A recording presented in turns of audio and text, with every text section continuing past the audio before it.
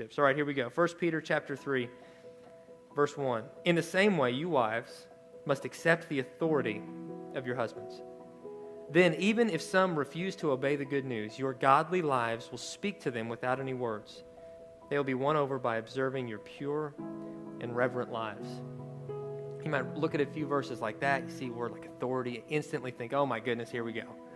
Like, is the Bible just telling me I got to be a doormat, I got to just roll over and say yes to whatever my husband says to do, that he's just in charge and he's a dictator and I'm just this subservient, quiet, silent partner? No, that's not what God's saying at all. Let me explain how God wired up that whole idea of leadership.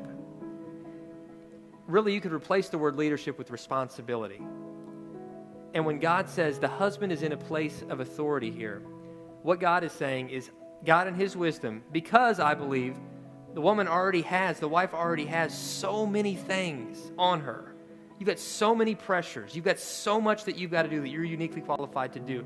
That God in his wisdom took that off of you, the responsibility of being accountable, the one primarily accountable for the spiritual health and protection, the well-being of the family, and he placed that on the man's shoulders.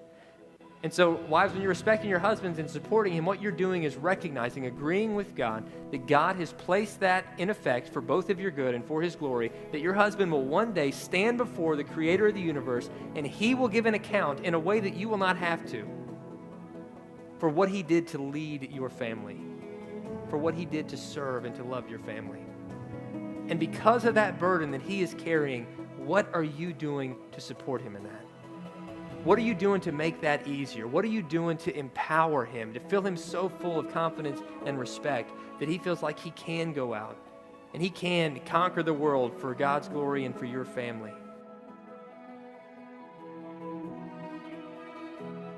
And if you take everything the Bible has to say for us husbands and you boil it down into just a few key sentences, a few key ideas, I think ultimately the most consistent thing God is telling for us is husbands, give protection and adoration to your wives. Give protection and adoration to your wives. So what does that look like? Protection. That means your wife should feel like the safest woman on the planet when she is with you. That means if someone breaks into your house, you're not like tripping her so that you can run out the window ahead of her. But you're grabbing the Louisville Slugger because you're going to take care of business and protect your wife. It means not only like physical protection, but it means emotional protection. It means that you're guarding her heart. It means that she is so confident in you that she knows that nobody better speak poorly about her because you're not going to stand for it. And especially, you would never be the one to speak it. So guys, if you're going out with your buddies and you're just like whining about your wife, and man, that is toxic. And that is crushing down that trust, that protection that she so desperately needs.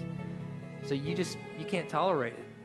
You know, I think that if there's anybody that even like says anything that could be like an insult to her, you got to step up and you got to say, look, I don't allow people to talk about my wife that way. Even if she's not there, you got to honor her so much that she knows in all areas she's protected. You got to do whatever you can to provide for her so she feels protected in that way. And I know a lot of times that's out of our control. You know, it's not your fault. You get laid off.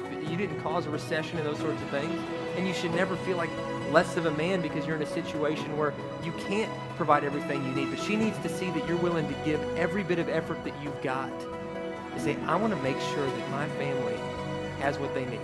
As far as it's in my power. Some things are going to be out of my power. Some things are going to be out of my control. But I'm going to get up early. I'm going to stay up late if I have to because I'm going to make sure that my home is a safe place. My wife and my kids, they have what they need. And that they have me ultimately.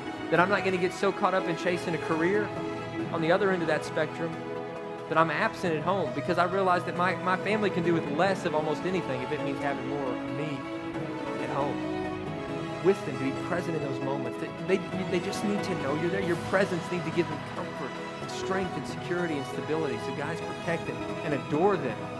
Your wife needs your adoration as much as you need her respect. She needs to know that she's adored by you. She needs to know that she is your dream girl, and she always will be, guys. And you need to just, by your words, by your actions, you need to build her up in that way. So let's jump into specifically kind of what the Bible has to say to us. Peter writes, in the same way, you husbands must give honor to your wives. Treat your wife with understanding as you live together. She may be physically weaker than you are, but she is your equal partner in God's gift of new life. Treat her as you should, so your prayers will not be hindered.